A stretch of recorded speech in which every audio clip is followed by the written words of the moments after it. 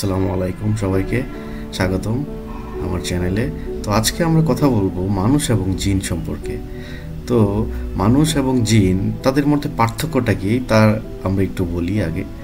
মানুষ ও জিন উভয়ই আল্লাহর সৃষ্টি বা ক্রিয়েচার যাকে বলে, তবে তাদের গঠন এবং বৈশিষ্ট্য আলাদা। ইসলামিক বিশ্বাসে মানুষ ও জিন দুটোই ভিন্ন সত্তা এবং উভয়েই আল্লাহর ইবাদত করার জন্য পৃথিবীতে পাঠানো হয়েছে। সো মানুষ, হিউম্যান, মানুষ আল্লাহর সৃষ্টির মধ্যে সবচেয়ে গুরুত্বপূর্ণ এক সৃষ্টি। তারা মাটি থেকে সৃষ্টি হয়েছেন এবং তাদের জন্য আল্লাহ কিতাব, রাসূল, বিধিনির্দেশ পাঠিয়েছেন।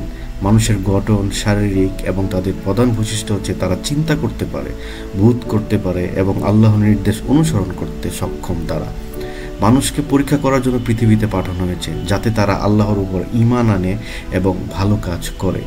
সেদিকে জিন এক ধরনের সত্তা যারা আগুনের শিখা থেকে সৃষ্টি হয়েছে। সূরা রহমান 55.15 আয়াতে আছেন, তারা মানুষকে দেখতে এবং কিছুটা আলাদা। জিনেরা দৃশ্যমান নয়, তবে তারা মানুষের মতোই অনুভূতি এবং স্বাধীন ইচ্ছা নিয়ে জীবনযাপন করে। তারা সাধারণত ইনভিজিবল বা অদৃশ্য থাকে, তবে কিছু জিন আল্লাহর অনুমতি নিয়ে মানুষের দৃষ্টি এবং মনোযোগ আকর্ষণ করতে পারে।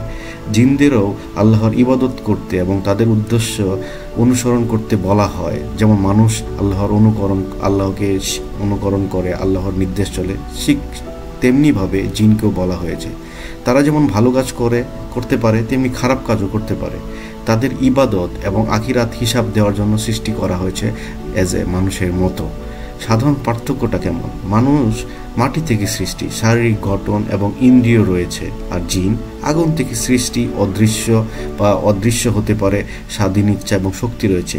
ইসলাম ও জিন উভয়ের জন্যই একটাই উদ্দেশ্য, সেটা হলো আল্লাহর ইবাদত করা এবং তার নির্দেশ অনুযায়ী চলা, তার কথা মতো চলা। তো মানুষ এবং জিন দুইটারই বিচার আল্লাহ পাক করবেন।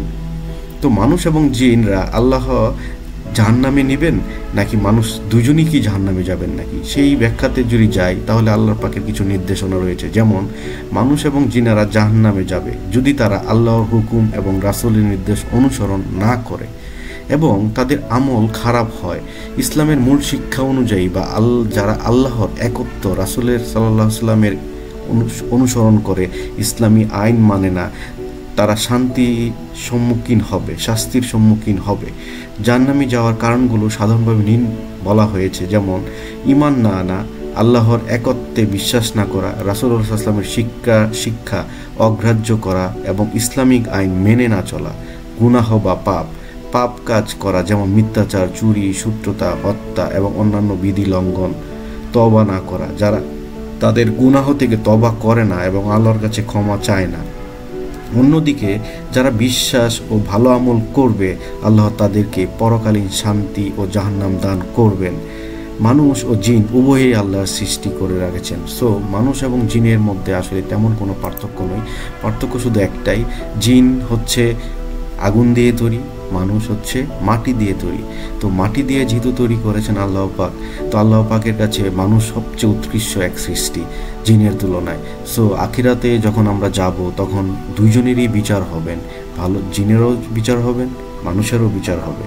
তো ভালো কাজ করলে, জিনরা যদি ভালো কাজ করেন তারা জান্নাতি হবেন, মানুষ ভালো করলে সেও জান্নাতি হবেন। তো দুজনের বিচার সেম কাজই হবে। আল্লাহ পাকের এত সুন্দর দুইটা উদাহরণ আমাদের জীবনের আমলকে আরও সুপ্রতিষ্ঠিত, সুদক্ষ করে তোলক, সেটাই আমাদের কাম্য। তো যারা আমরা নামাজ পড়ি, যারা আমরা ঈমান আনি, রাসূলুল্লাহ সাল্লাল্লাহু আলাইহি ওয়াসাল্লামের পথে চলি, তারা এই ভিডিওতে একটা লাইক দিবেন, শেয়ার করবেন, পাশে থাকবেন, কমেন্ট করবেন, যেন আরও সুন্দর সুন্দর কিছু উদ্দেশ্যমূলক বাণী আপনাদের কাছে পৌঁছাইতে পারি বা কথা বলতে পারি, সেই তৌফিক যেন আল্লাহ পাক করেন। তো সবার কাছে একটাই ইচ্ছা, সবাই সুন্দর মতো আমল করি, সবাই একে অপরের সাথে সত্য কথা বলি, একে অপরকে উপকার করি, কারো ক্ষতি না করি, সেটাই আমাদের জীবনের লক্ষ্য হওয়া উচিত। বিসমিল্লাহির রহমানির রহিম। আসসালামু আলাইকুম।